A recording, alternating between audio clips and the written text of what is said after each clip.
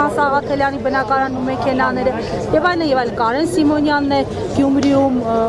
բնակարանի խոզարկության ենթարկվել եւ այլն ինչպես կանգնեցնել այս շրջանը Մենք փաստացի հիմա հայտնվել ենք այնպիսի իրավիճակում, որ Նիկոլ Փաշինյանը, քանի որ լեգիտիմության ակնհայտ խնդիրներ ունի,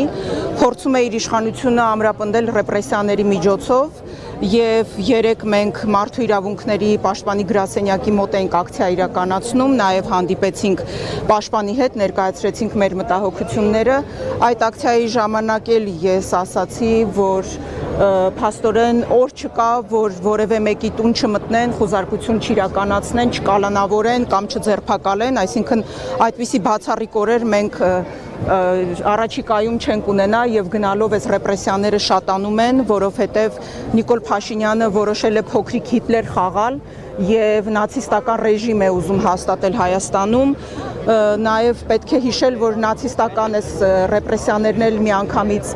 չեն հաստատվել, այդ ռեժիմը տեղի ունեցել այսպիսի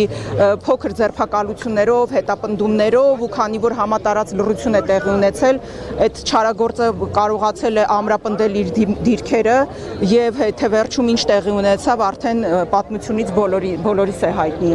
Հիմա այս միջազգային հանրության լռության ներքո դեսպանատների, մարդու իրավունքների պաշտպանությամբ զբաղվող հասարակական կազմակերպությունների, այս համատարած լռության ներքո կամ այսպես կողքից Նիկոլ Փաշինյանին սատարելու